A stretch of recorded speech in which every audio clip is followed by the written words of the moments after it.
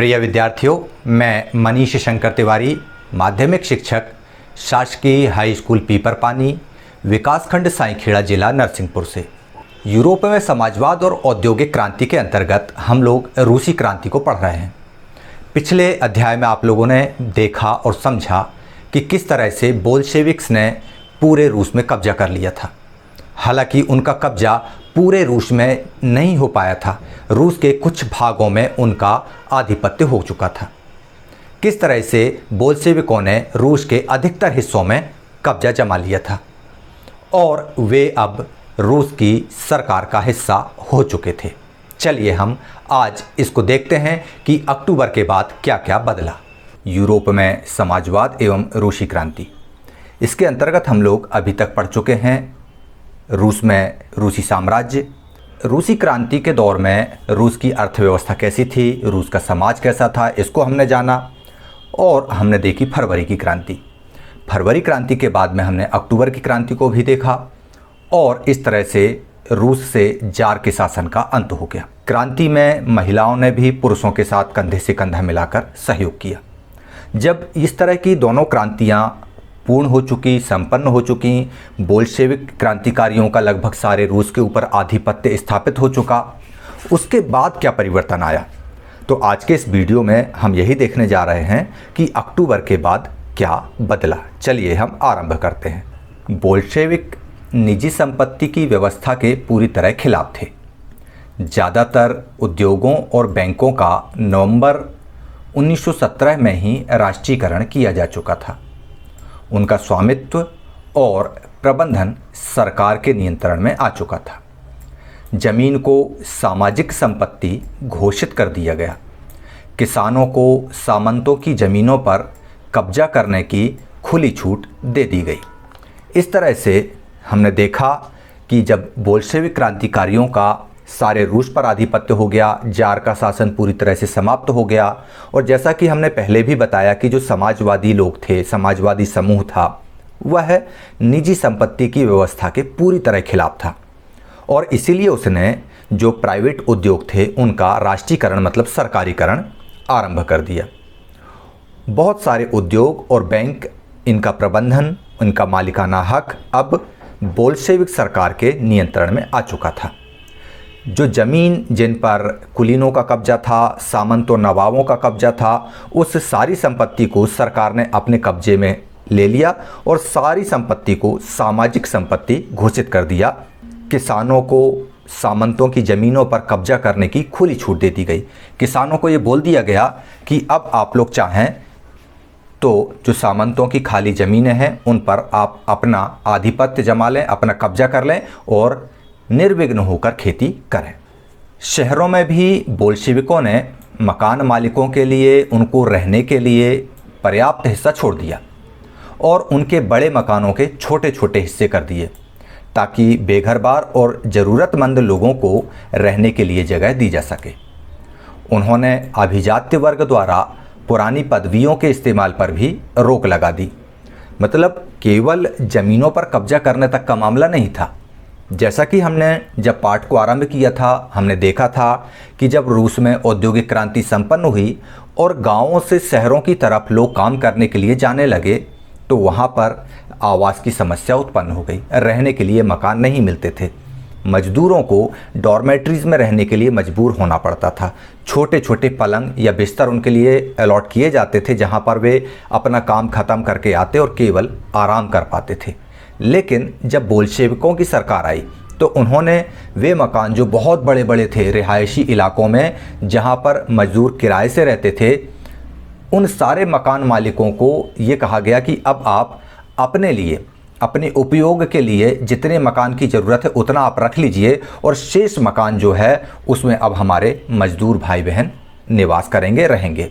तो इस तरह से उन्होंने बहुत बड़े बड़े मकानों पर कब्जा किया और उन मकानों को गरीबों को, मजदूरों को रहने के लिए उपलब्ध करा दिए। साथ ही साथ उन्होंने अभिजात्य वर्ग मतलब वह वर्ग जो राजाओं की कृपा पर निर्भर था और अपने आप को कुलीन समझता था। मतलब ये लोग जो थे ये अपने आप को अन्य लोगों की तुलना में श्रेष्ठ समझने वाला वर्ग था। तो इस वर्ग को ये कहा गया कि अब आपकी पुरानी पदवियों के इस्तेमाल पर रोक लगा दी जाती है। मतलब आपको राजा के द्वारा जो भी उपाधियां, जो भी पद दिए गए हैं, जैसे मुकद्दम, चौधरी, जो हमारे क्षेत्रों में दिया जाता है, रूसी भाषा में हो सकता है कि वो नाम कुछ और हों, लेकिन सामान्य तौर पर जैसे हमारे गांव में होते हैं ना, मुकद्दम होता है, पटेल होते हैं, चौधरी होते हैं, या और आपके क्षेत्र में आसपास आप पता कीजिएगा कि अंग्रेजी शासन काल में या उसके बाद में आपके गांव में किस तरह की उपाधियों से नवाजा जाता था, किस तरह की पदवियां दी जाती थीं। उसी तरह की कुछ उपाधियां, पदवियां रूस में भी उस वर्ग को दी गई थी। तो बोल्शेविक सरकार ने ये कहा कि अब आप इन पदवियों का मतलब अब आप गांव के मुकद्दम नहीं रहे, अब आप गांव के चौधरी नहीं रहे, आपको इन उपाधियों का त्याग करना पड़ेगा। अब सारी व्यवस्था सोशलिस्ट हो चुकी है, अब सारे लोग एक जैसे हो सके हैं, एक जैसे हो चुके हैं, ना तो कोई चौधरी रहा ना कोई मुकद्दम रहा। चलिए आगे देखते हैं। अब इस परिवर्तन को स्पष्ट रूप से सामने लाना था। भाई अगर राजशाही व्यवस्था का अंत हुआ है, उसकी जगह पर नई व्यवस्था अगर आई है, तो दिखना भी तो चाहिए ना कि व्यवस्था में परिवर्तन हुआ है। तो ये कैसे दिखे, इसके लिए क्या किया जाए? तो सामान्य तौर पर हम देखते हैं, जैसे हम नए मकान में जब जाते हैं तो हम देखते हैं कि पुराने मकान में जो था वो कलर वलर जो था वो चेंज कर देते हैं कि नहीं, उसने हरा पुतवाया था अपन लाल पुतवा देते हैं, उसने पीला पुतवाया था अपन काला करवा देते हैं, इस तरह से चेंज कर लेते हैं। तो बोल्शेविकों ने भी यही काम किया।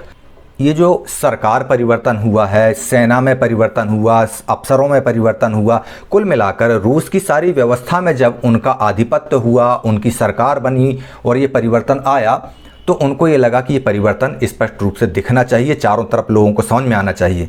यदि पुरानी व्यवस्था के अंतर्गत सेना वर्दी पहनेगी, सरकारी कार्यालयों के जो दीवारें हैं वो पुराने जो राजशाही दौर के कलर में ही पुती रहेंगी, तो कैसे पता चलेगा कि यहाँ पर बोल्शेविक सरकार आ गई है, समाजवादियों की सरकार बन गई है? तो इस परिवर्तन को प्रतिलक्षित करने के लिए, इस परिवर्तन को दिखाने के लिए सेना और सरकारी अफसरों की वर्दियाँ बदल दी गई। उनके जो वर्दी थी, जो यूनिफॉर्म थी, उसको चेंज कर दिया गया।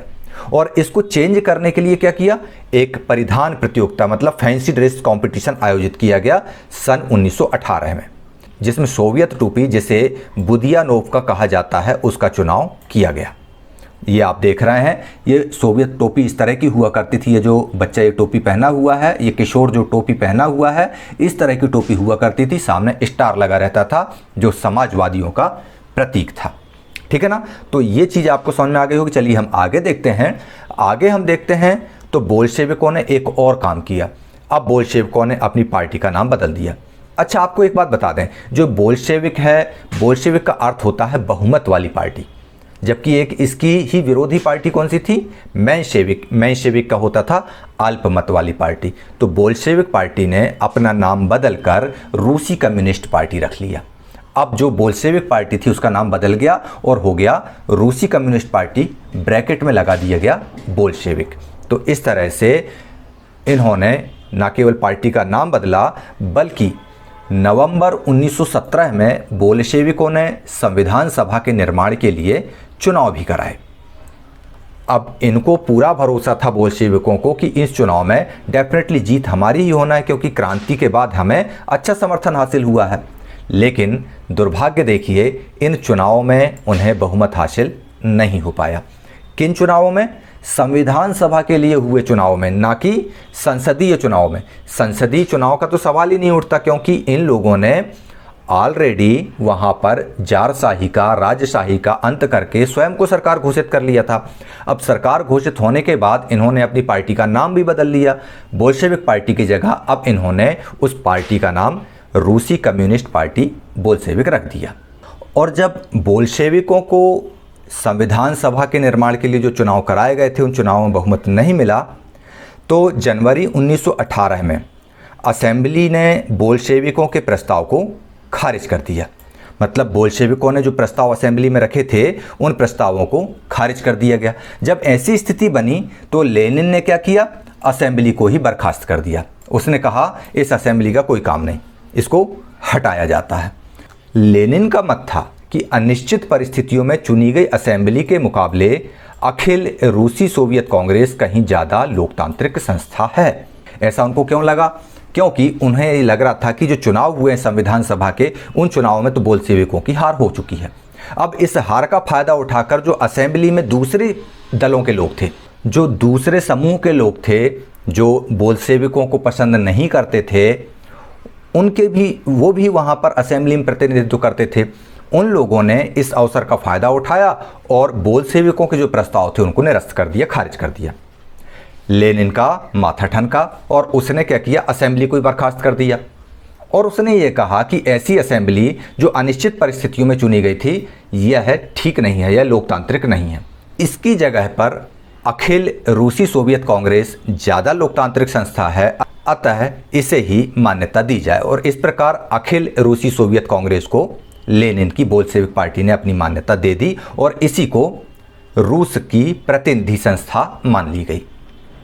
मार्च 1918 में अन्य राजनीतिक सहयोगियों की असहमति के बावजूद, मतलब बात कब की है, मार्च 1918 की, बोल्शेविकों के अनेक राजनीतिक सहयोगी थे लेकिन उनकी असहमति थी।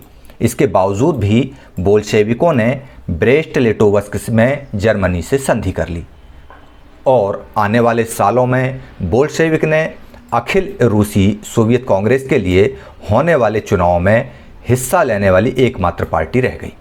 इस तरह से जो बोल्शेविक थे उन्होंने न केवल रूस में अपना कब्जा जमा लिया, रूस में राजशाही का अंत कर दिया, असेंबली जिसमें अन्य लोग भी शामिल थे उस असेंबली को भंग कर दिया और इसके बाद में जर्मनी से एक संधि कर ली। और संधि के बाद में ये तय हो गया कि अब रूस में एकमात्र पार्टी रहेगी, बोल्शेविक पार्टी, और वही पार्टी चुनाव में भाग लेगी। अब आपको याद आ रहा होगा क्या चीज़, हमने लोकतंत्र क्या और लोकतंत्र क्यों के अंतर्गत चीन की बात की थी। हमने चर्चा की थी किस्सा चीनी चुनाव का। उसमें हम ये देखते थे कि जब वहाँ पर चुनाव होते, निर्वाचन की बात आती संसदीय स्तर के, तब एक ही पार्टी चुनाव में हिस्सा लेती और अन्य उम्मीदवारों को या छोटी मोटी पार्टियों को अगर चुनाव लड़ना है या प्रत्याशियों को, उम्मीदवारों को चुनाव लड़ना है तो उनको उस पार्टी से अनुमति लेना होती थी। ये बात हमको याद है ना, हमने देखा था ना लोकतंत्र क्या और लोकतंत्र क्यों वाले अध्याय में।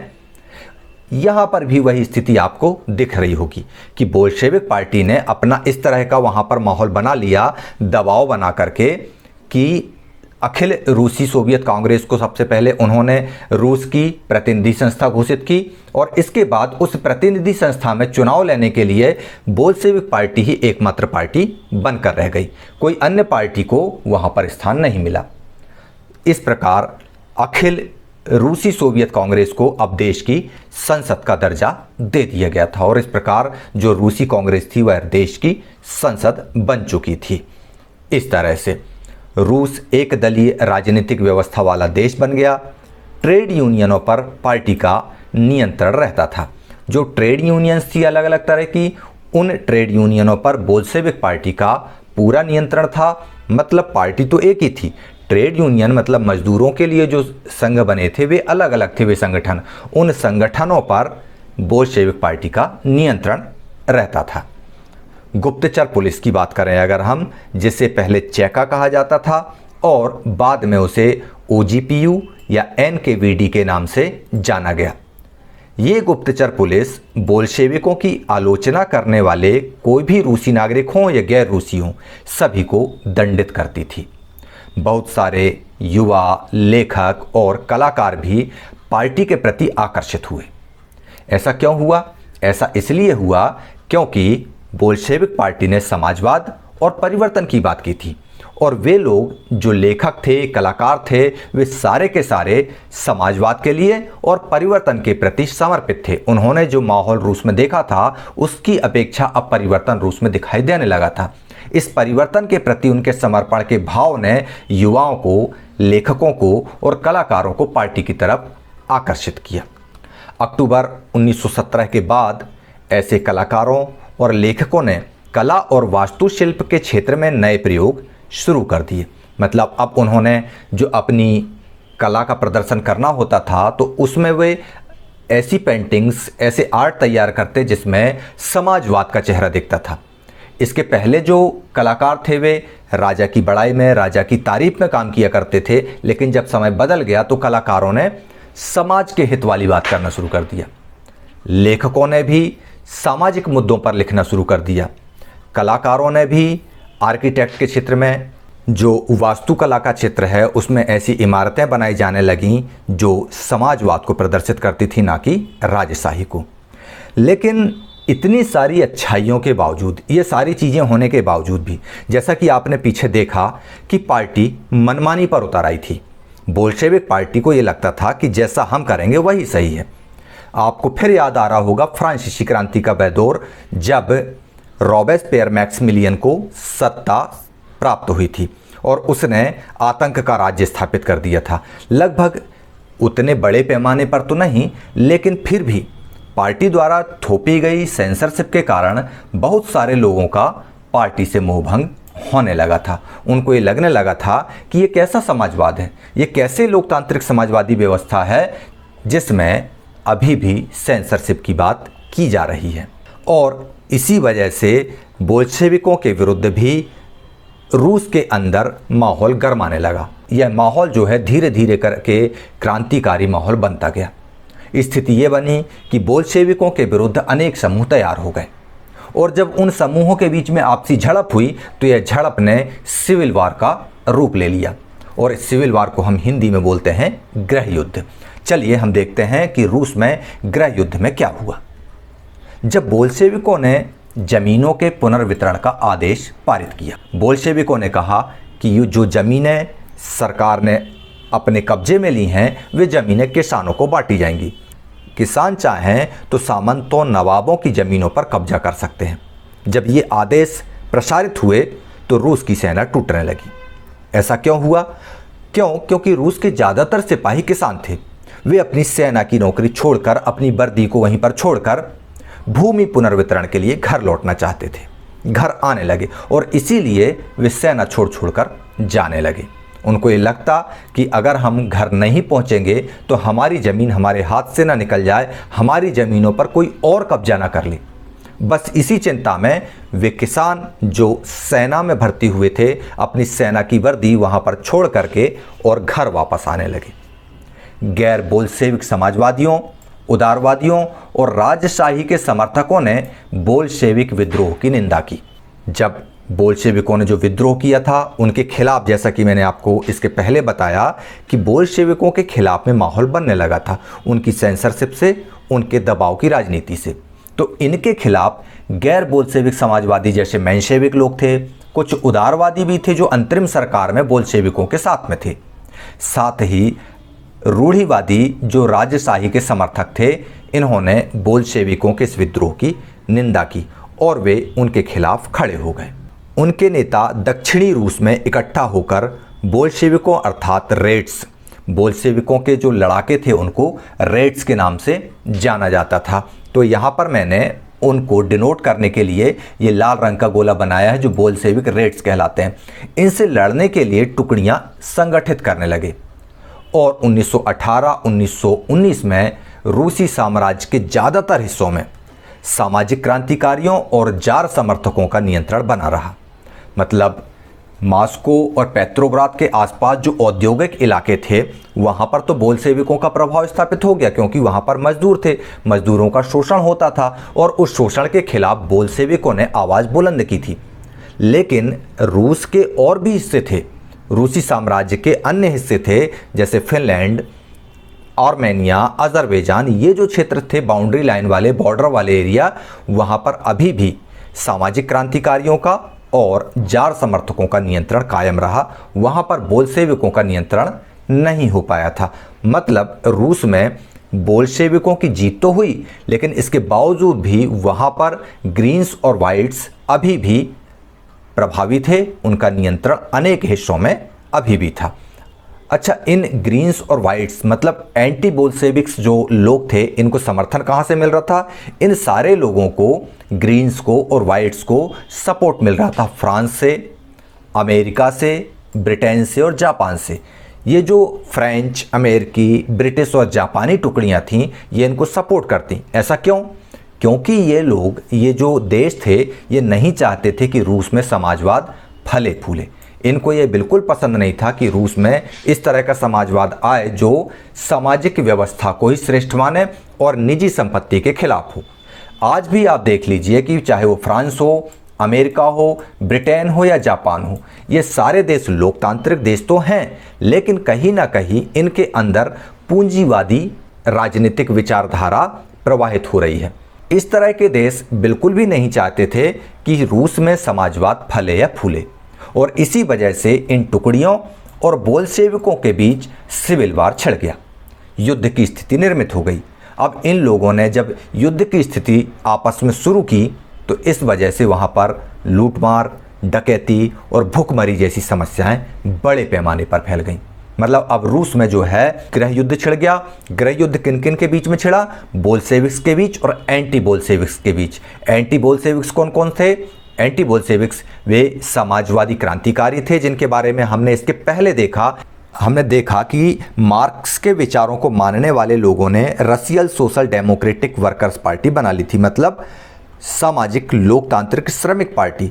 लेकिन इनके खिलाफ में एक और पार्टी बनी थी, सामाजिक लोकतंत्रवादी। इन दोनों में अंतर था। सामाजिक जो लोकतंत्रवादी लोग थे वे ये चाहते थे, जिनको हम मेंशेविक भी बोलते थे, वे चाहते थे कि पार्टी में सभी को मेंबरशिप मिले।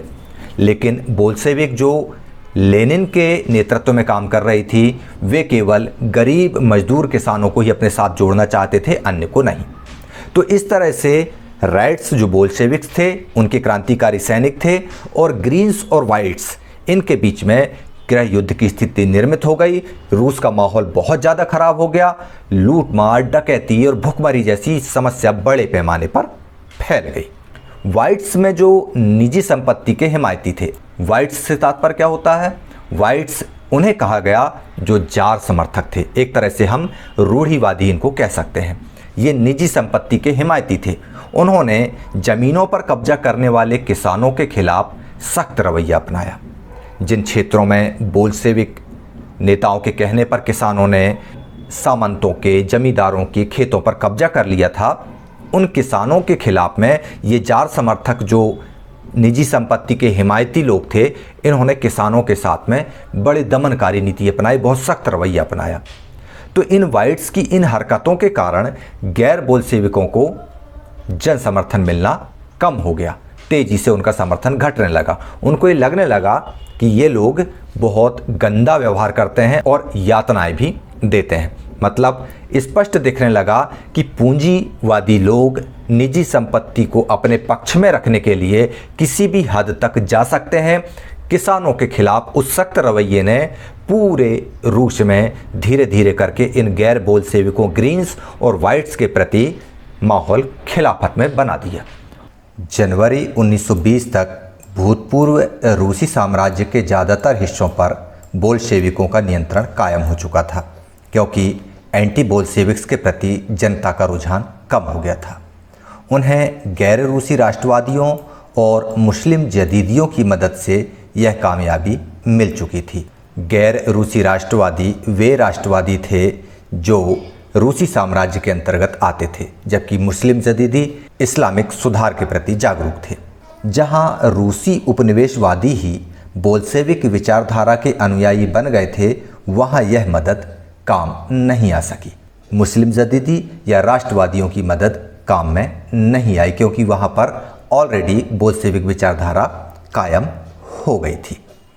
इसके बाद हम देखते हैं कि मध्य एशिया में बोल्शेविक उपनिवेशकों ने समाजवाद की रक्षा के नाम पर स्थानीय राष्ट्रवादियों का बड़े पैमाने पर कत्लेआम किया। बोल्शेविकों की उपनिवेशों में क्या स्थिति बनी? वहाँ पर उपनिवेशों में स्थितियाँ ये बनी कि समाजवाद की रक्षा के नाम पर, बोल्शेविकों के समर्थन के नाम पर उन राष्ट्रवादियों ने कत्लेआम मचा दिया। यह हालात बहुत बुरे हो चुके थे और बहुत सारे लोगों को यह समझ नहीं आ रहा था कि बोल्शेविक सरकार आखिर करना क्या चाहती है समाजवाद की स्थापना के नाम पर। आंशिक रूप से इसी समस्या से निपटने के लिए ज़्यादातर गैर रूसी राष्ट्रीयताओं को सोवियत संघ यूएसएसआर ने दिसंबर 1922 में रूसी साम्राज्य में से बोल्शेविकों द्वारा स्थापित किए गए राज्य के अंतर्गत राजनीतिक स्वायत्तता दे दी। मतलब जिन उपनिवेशों ने बोल्शेविकों की दास्ता को स्वीकार कर लिया, बोल्शेविकों की विचारधारा को स्वीकार कर लिया, लेकिन वे रूसी राष्ट्रीयता से बाहर के लोग थे, उन लोगों ने, उन विचारधारा के लोगों को, उन राष्ट्रीयताओं को बोल्शेविकों ने पॉलिटिकल स्वायत्तता दे दी, उनको ऑटोनोमस बॉडी का दर्जा दे दिया। मतलब राजनीतिक रूप से प्रशासन वे अपने नियम कानून से करते, बस बोल्शेविकों की कुछ प्रतिबंधों को उनको मानना होता था। लेकिन उन प्रतिबंधों के कारण बोल्शेविक स्थानीय सरकारों पर अलोकप्रिय हो गए। बोल्शेविकों ने सख्त नीतियां अपनाई, जैसे घुमंतुवाद की रोकथाम। घुमंतुवाद की रोकथाम की कड़ी कोशिशें उन पर थोप दी। इसलिए विभिन्न राष्ट्रीयताओं का विश्वास जीतने के प्रयास आंशिक रूप से ही सफल हो पाए।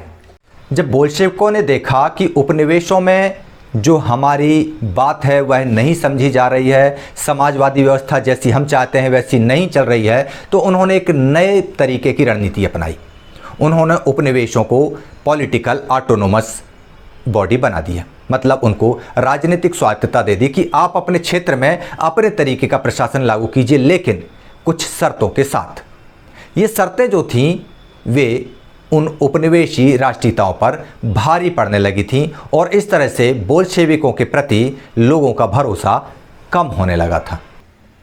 चलिए अब हम करते हैं कुछ प्रश्नों के हल। पहला प्रश्न है, निम्नलिखित में से आप क्या समझते हैं? पहला रेड्स, दूसरा ग्रीन्स और तीसरा वाइट्स। दूसरा प्रश्न, रूस में गृह युद्ध छिड़ने के क्या कारण थे? तीसरा प्रश्न, रूसी सैनिक अपनी नौकरियां छोड़कर गांव वापस क्यों लौट रहे थे? चौथा प्रश्न, बोल्शेविकों ने चुनाव में हार के बाद क्या निर्णय लिया? और अंतिम प्रश्न, बोल्शेविकों के खिलाफ किन देशों का समर्थन ग्रीन्स और वाइट्स को मिल रहा था? तो इस प्रकार ये जो प्रश्न स्क्रीन पर दिखाई दे रहे हैं, इन प्रश्नों को आप लोग अपनी कॉपी में नोट कर लीजिए और बाद में इनका उत्तर लिखकर अपने शिक्षक को जरूर दिखाएं। साथ ही साथ इस संदेश का भी ध्यान रखें। इस जन आंदोलन का चूंकि हम हिस्सा हैं, इसलिए इस संदेश को प्रसारित करना ना भूलें। बहुत कम समय के लिए आप लोगों को स्कूल जाने का अवसर मिल रहा होगा, तो आप लोग थोड़े समय के लिए सही निश्चित समय पर अपनी पूरी सुरक्षा के साथ स्कूल पहुंचिए, शिक्षकों से बातचीत कीजिए और पढ़ते रहिए, सुरक्षित रहिए। जय हिंद।